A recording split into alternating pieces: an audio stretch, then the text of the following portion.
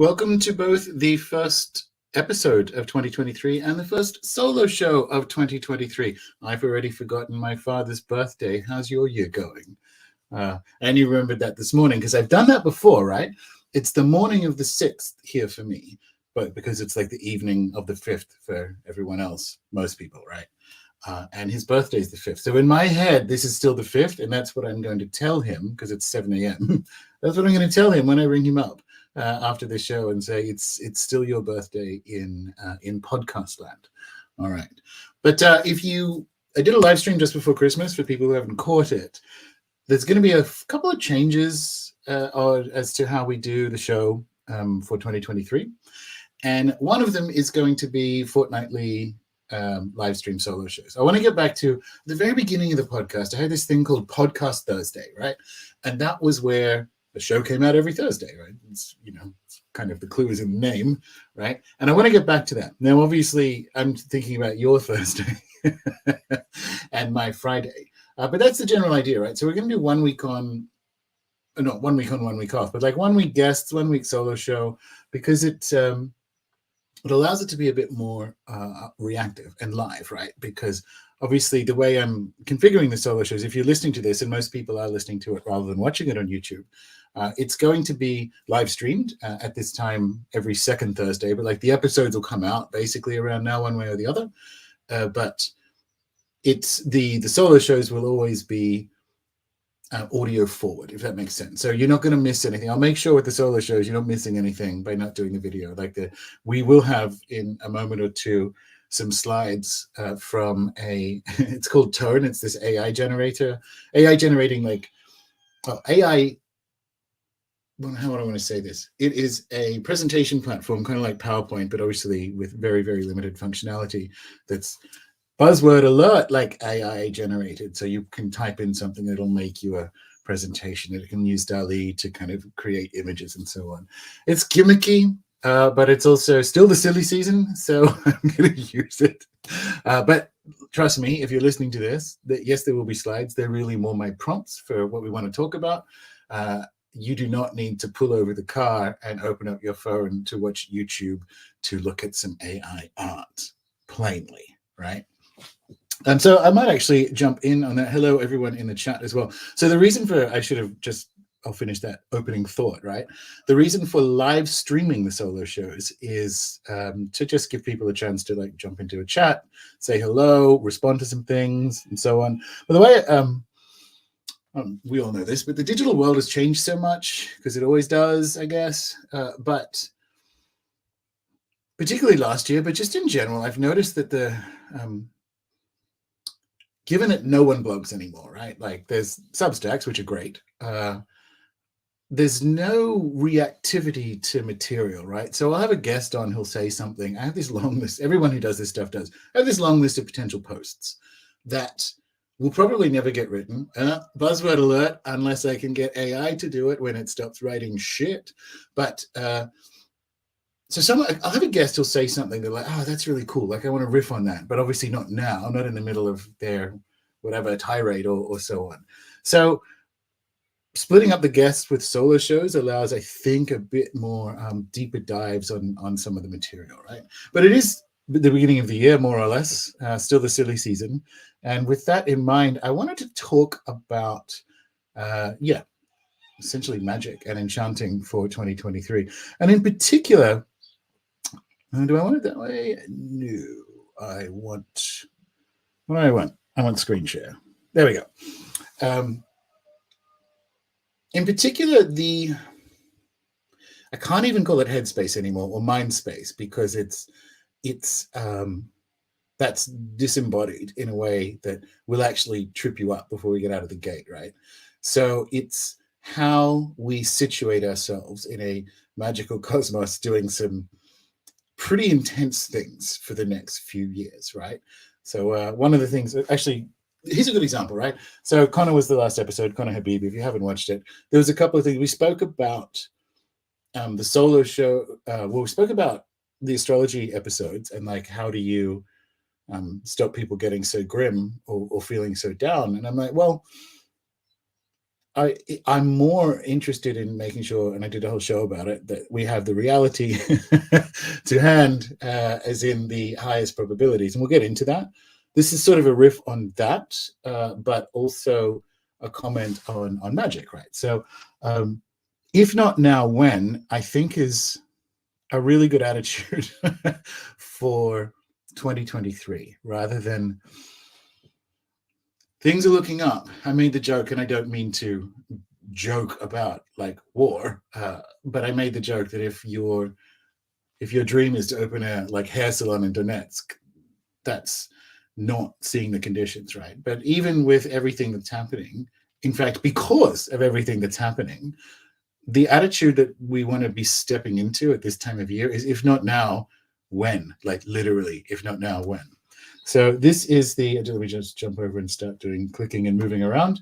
This first piece of AI generated art. I'm not even going to risk describing it or attempt describing it to the people just listening. But I kind of want to make a case for magic. And I've been listening to, obviously everyone has, kind of end of the year, beginning of the year podcasts. One of the things that Tom Billio said in one of his, the guy who founded Quest, right? Life is stacked against you. And he said, and now what, right? So there's this notion of extreme ownership in those kind of business and motivational spaces, right? And we can extend that into the imaginal, into the spirit realm, right? Where like even stuff that isn't your fault, even the conditions that you were born into that might mean that other people have had advantages that you haven't, and so on, is all true. That's the kind of point he's getting at. But it's like, and now what? And there's an attitude of extreme ownership, which is you choose consciously, even though it's like not quote unquote true, to take complete ownership of everything that has happened to you and all those conditions and all the rest of it as a and this is like a certain governance or sovereignty, right? Like, so it's actually a play. It's a spell. It's a spell in and of itself, you know? So the case for magic is extending that extreme ownership into cosmic relation, right? And so one of the things, it's now almost a year old because I put it out, I think, in about March of last year, 2022. But I did a presentation called Advice to Astrologers During an Apocalypse. So I spoke to Cam White about on his show and whatever. You can find it on Rumble and just search for it on Rune Soup, right? And what I kind of spoke about there is that, and it's true, it's still true today, if not more true, you're doing dereliction of duty as a fortune teller of any kind. If you have someone who's like, I'm thinking about opening a hair salon in Donetsk or whatever, you're not telling them, you're not, because you know some stuff is coming, you need to stand behind that, right? So we have that on one hand, and that's still true. And it's like, okay, Gordon, but now you're going down like a, well, let's fucking manifest and live the best possible 2023. And I'm like, yeah, that's where magic sits, right? Like, so we're going to explore some of the attitudinal stuff, which I think is really, really powerful in here, right? And the thing is, I don't think anyone is ever not doing magic, but coming back to one of the other things Connor said, with an anti-magic position, the thing is, his anti-magic position is still magic.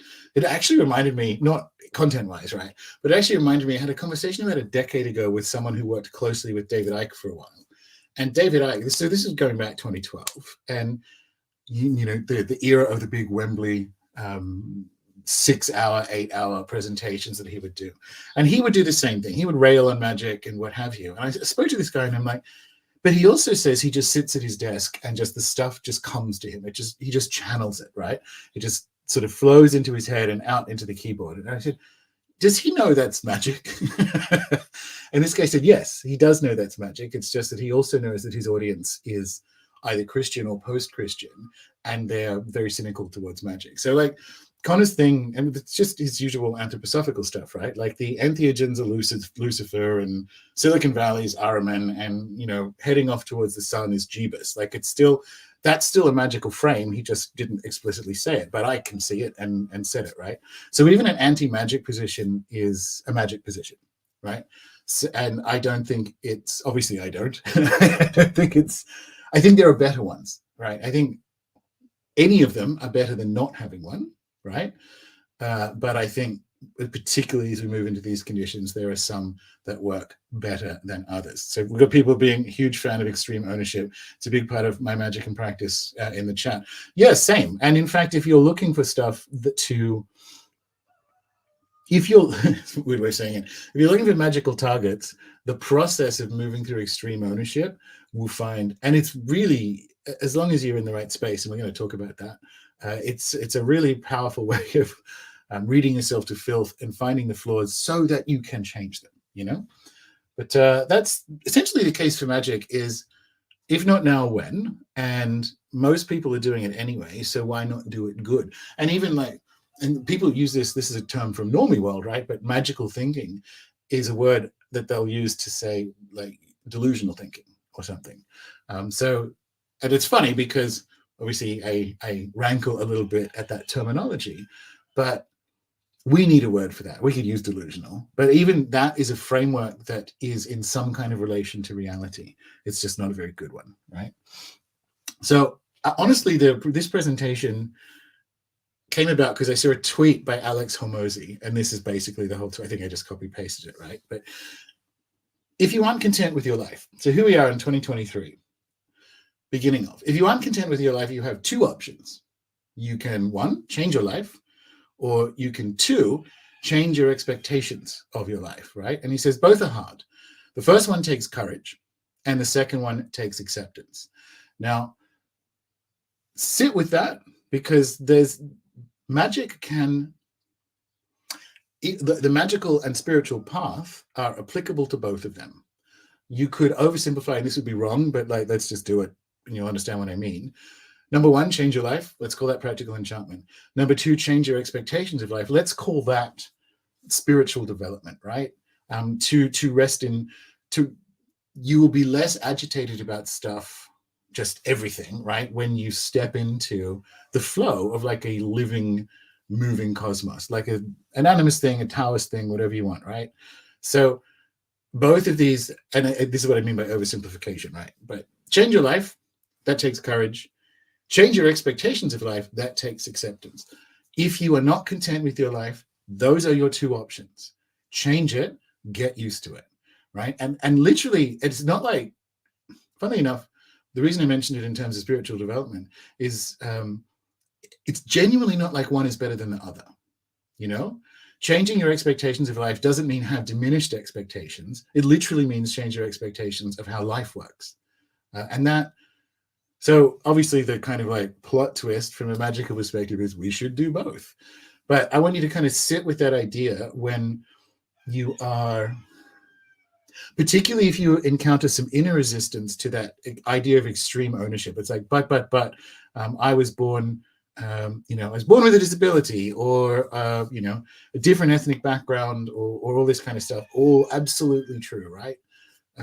But if you're not content with it, and I don't mean change that, I mean, if you're not content with your life, change it or change your expectations. It's just, this is why I'm like, I'm going to turn this one tweet into a whole show, right? Because it's really powerful. That's a really powerful way of thinking about it. So that's kind of that's the step when you want to do magic. Look at that little pretty picture. Now, coming back to how one does that and those thoughts that go through your head. As we know, and actually, before we get there, a lot of this stuff on this slide and the last couple of slides is why people keep going back to the Wealth Magic course, particularly the beginning stuff, because we spend a lot of time in that, which you can get in the members area if you're just listening to this and you're not a member. We spend a lot of time unpacking desire and our relationship to want and desire and what that means and needing things. Because we all grow up, literally everyone in the quote unquote West grows up with a really fucked up relationship to desire, one way or the other, or eventually. Now, anyone who does meditation or whatever knows that we have 70,000 thoughts a day. And as a magician, you have to ask yourself, what relationship to lived reality do you think thoughts have? Now, obviously, every dumb little thought that flitters through your head isn't going to manifest in lived reality. And you might have a different one to me. but you will know that there is some, and this is the core of, of certainly the, like, we are all descendants of Hermeticism one way or the other. And this is in there somewhere. Your thoughts have some kind of relation to reality.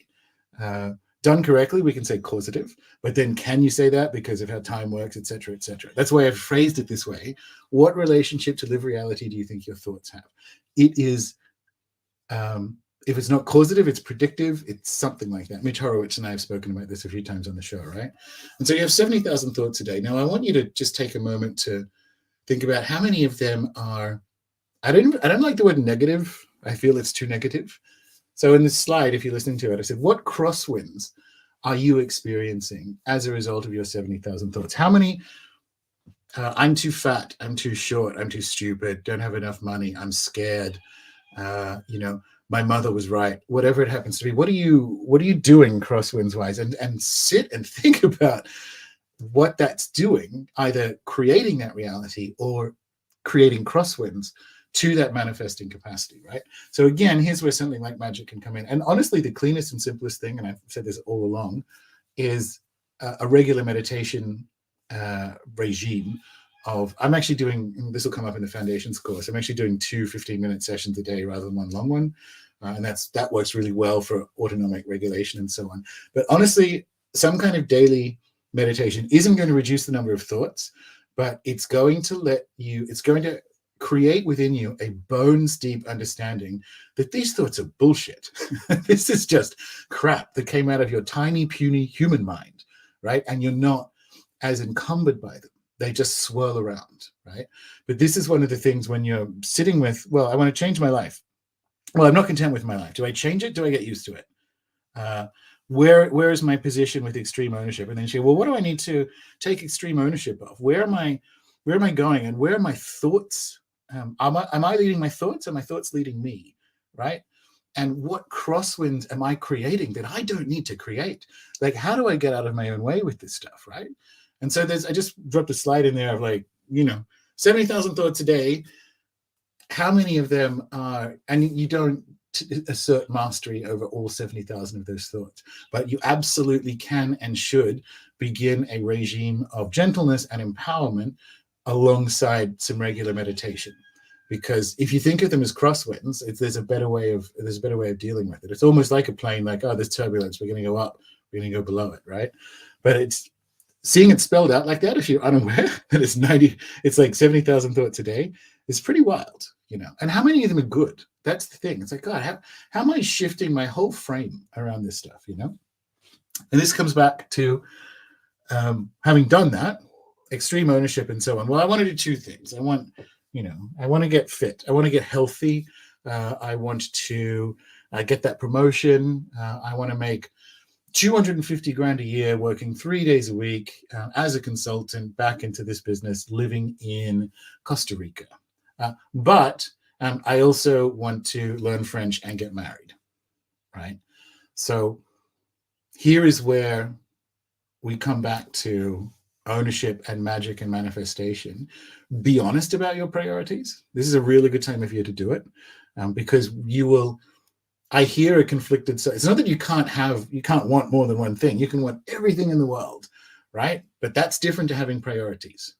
So there is no such thing as co-equal priorities. If you want to spend more time with your kids and you want to grow in your career, you can obviously want to do both of those things, but they're not co-equal. And this is why magic is good, because you get to be a little bit dark about that.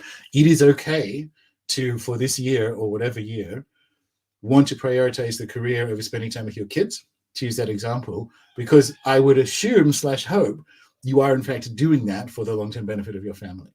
But you can't be like, it doesn't mean you love your kids less. It's like, no, my priorities for this year are this or they're that, whatever it happens to be. And you have to have a top priority. And the thing about why I want you to do that is, if you have a top priority, why are you allocating extra time to literally anything else? There's like a clarity that comes with the sharpness of magical thinking. It's like I don't think you're a bad person if you say, I want to spend more time in my career this year. Not like more time at work than with my kids, but the reality is the career is a priority, and I am doing that for my family. That's a decision an empowered magician makes. Most people don't. I'm just using that as a weird example. Most people are in the opposite. It's like, no, I want to spend more time with my kids. But if that's a priority, that should change things. And this is how we start generating those goals that we want to go after, right? Take extreme ownership, check out the crosswinds, move into like, what are my actual fucking priorities? What am I going to do? You know? Anyway, moving that one along. This is going to be, for people who are listening, this slide is called You're Prepping for the Wrong Apocalypse. And I have been meaning to do this as a blog post pretty much since about April or whatever of last year. It's actually a very good example of of what I mean by I have this long list of posts, right? But there are books and shows and clients and yeah, everyone's busy. You get it. What interests me looking back at, say, March 2020 and moving further along there as people, quote unquote, prep for, rising civil unrest, widespread shortages, war, all this civil American divorce, all this stuff that we have to go through this decade. It's really funny. People like laying in flour and salt, or which is fine. Like flour is kind of useful, but they're living in a world where it's like, what, you think you're going to take your bucket down to the nearest dairy farm and swap some flour for some milk? Like we don't live in that world of ration books. The stuff that's going to be available or not is very different. You know what I mean? And of course, once we get the CBDC, you won't be able to buy things like animal products anyway. So that extends further into how you scenario plan. So we've kind of done I'm going to use the word, but like the head stuff, the situating stuff, and getting ready and getting clear about what you want to do. Now it's about seeing the map, right? It's about seeing the plan. One of the things, I forget where he said it, was probably in his Substack, but Charles Eisenstein said, collapse won't save us. So I think by now, everyone's worked out that my forecast was pretty accurate. So now we're at the stage of, well, shit, we are in a collapse, right? Collapse won't save us is a really good way of sitting with the complexity of the moment, because here we are, like, if not now, when? Like, well, we're going to do this because this is the time to do it. But also, I want that thought in your head. Collapse won't save us. It's not the thing. It'll just rearrange conditions. Like, we still have to do that work, right? And it won't save us on an individual basis, but it also won't save us on like a group or cultural basis. But I just want that in there as a way of usefully complexifying your relationship to the situation. Because more importantly, on this slide for people listening, a couple of quotations from Catherine Austin-Fitts from various Solari reports over the last, year, I don't know. If you try to do risk management with the official narrative, you're not going to make it. And this kind of comes back to what apocalypse are you prepping for, right? Because there's a whole bunch of people who will never come back to reality. And there's even more people who are pretending that what's official is reality, even though they know it isn't. And then there's us who are like operating in reality. But if you are, especially if you have corporate goals and what have you, we have to move into a world where you have to operate in official reality, but don't risk manage there. Official reality can be for like a work cocktail party, right? But don't get those worlds mixed. Don't be scenario planning and risk managing from official reality, or you're fucked, right? And this kind of comes back to that Advice for Astrologers presentation from last year. And a couple of other things that are sort of useful as I want you to like do that process and sit with what that is for you is the game isn't to live the longest, it's to die with your soul intact, right?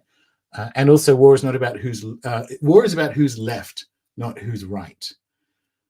So this is where a little bit of that mercurial half-light magic can be useful to navigate it. And I don't mean the cowardice, frankly, that we've seen over the last 3 years. I mean, if you've got clear on your goals and priorities, you have to go hunting. And that may involve operating in different realities, which again, a magical framework is very useful for, isn't it? Right? And the other couple of things that I've been, the that have helped me in this process is, and this is sort of a Catherine thing, like build a map and an intelligence network. And by intelligence network, I mean, being part of memberships. Obviously mine would be ideal, but any other, we're associated with affiliate, like not officially associated, but think of who flies together and what are these groups and webs and so on. And I don't just mean join organizations or what have you. I mean, like, what is your intelligence network locally for international stuff? What is that? Like you all need spies. That's this is which Cam liked, and I think it's kind of cool. Scorpio exists when it comes to astrological magic, right? You all need spies. You need an intelligence network. You need people that are giving you, or from whom you can get clean intelligence about reality, not official reality. And that's the kind of stuff that you can use to build your map.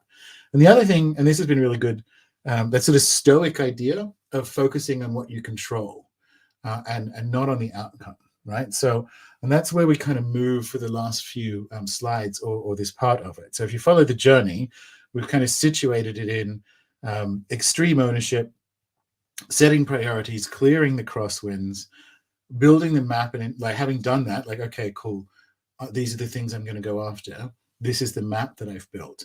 But now we move to the tactics of like what specific things, like what, where do you put your magic to get the things that you want, right?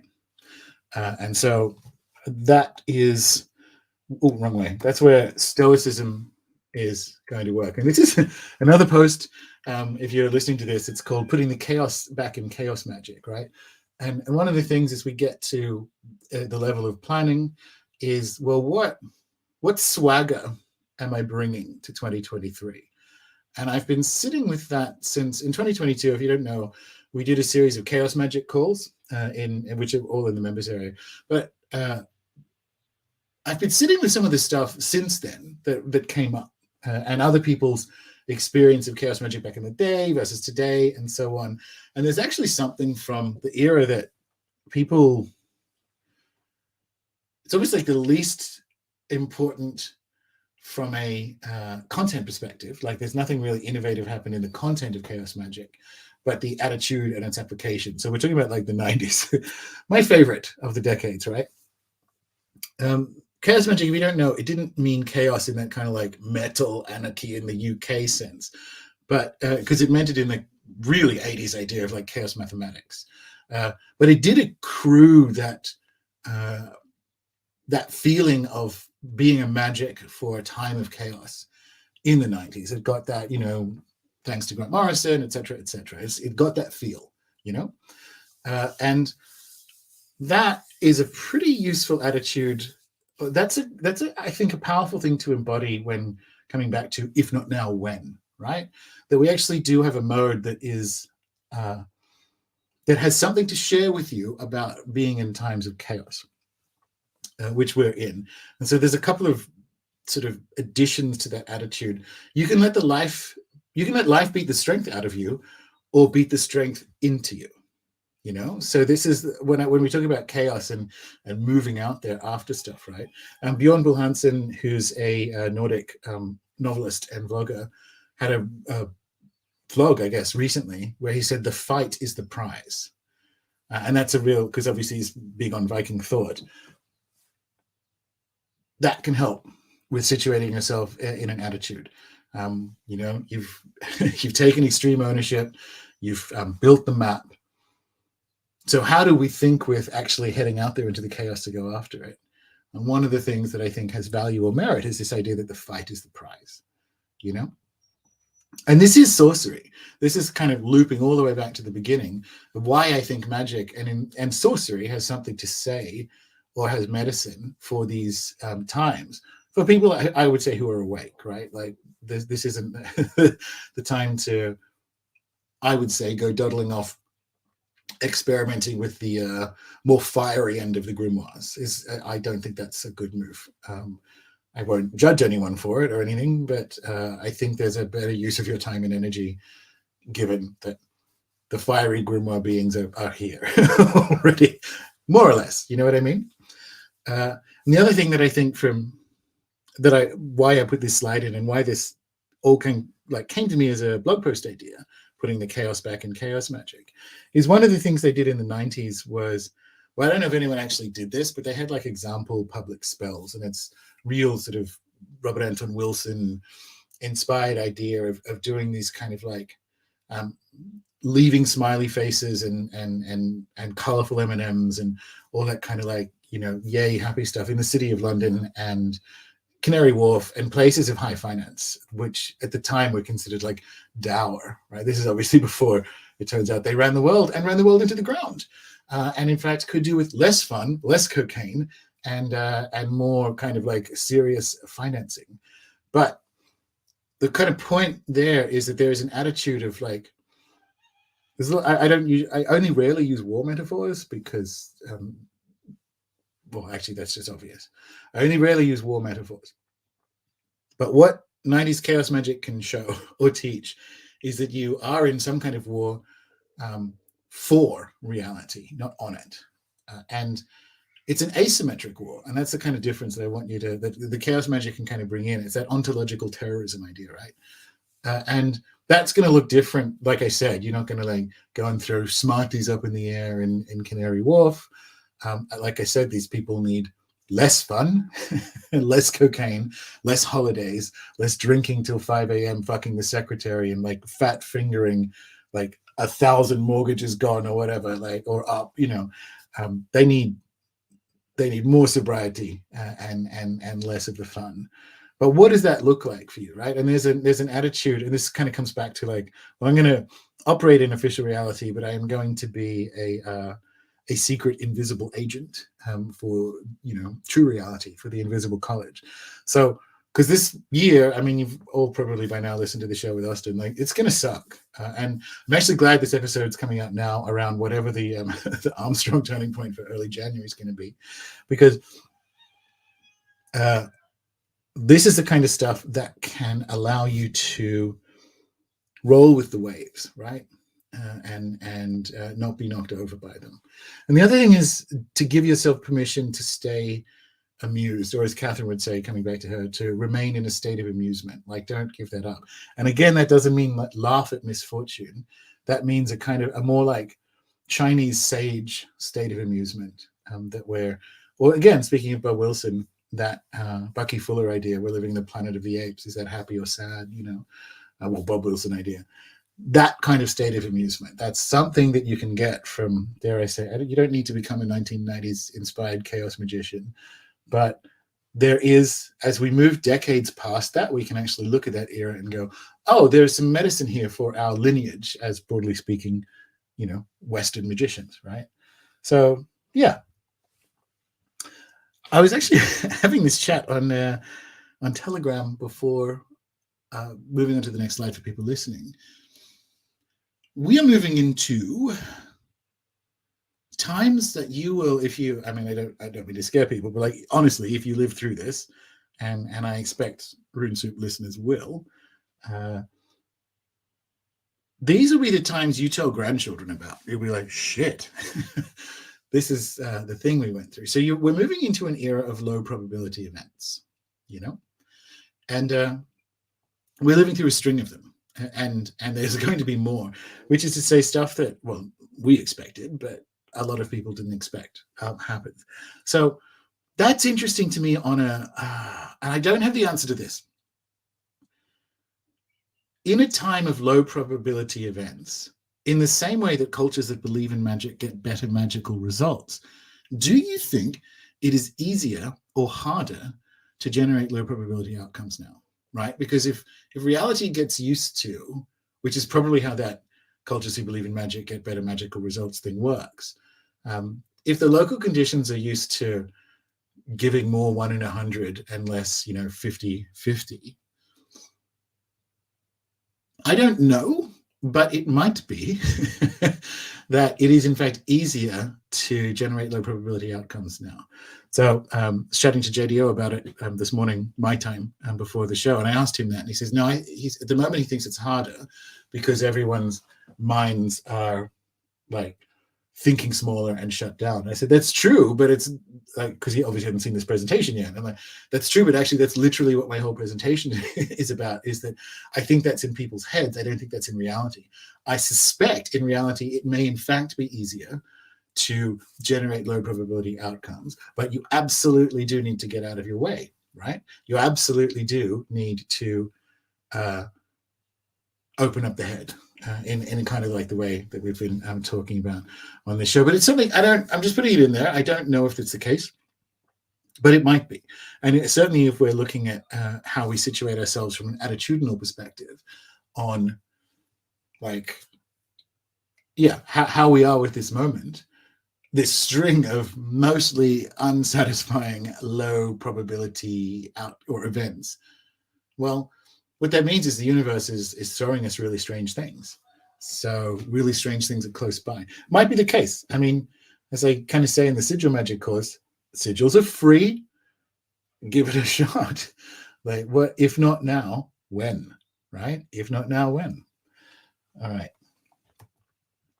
So one final little piece of tech, I guess, before I finish the slides for people listening. And it's a bit of time magic, which is, there's going to be a time magic section, which I'm quite looking forward to in the foundations course starting, well, it's January, starting soon in a few weeks anyway. Look at your life in 10-year chunks, right? So here I want to circle it all the way back to, well, what am I setting my priorities for this year? And how do I find targets and how do I measure that? As in, like, how do I measure when that was a successful enchantment or when I've achieved something or what have you? And the trouble with, this is how we end our New Year's resolutions kind of show. The trouble with New Year's resolutions is it's like, this year I'm going to lose 20 pounds, get a new job, whatever, right? So you're using too short a time frame for transformation. And what I want you to do now is just like look back 10 years, because I presume everyone listening to this is over 10. Look back 10 years at your life. And I don't mean like, God, didn't he live like shit? I mean, look at what you have achieved.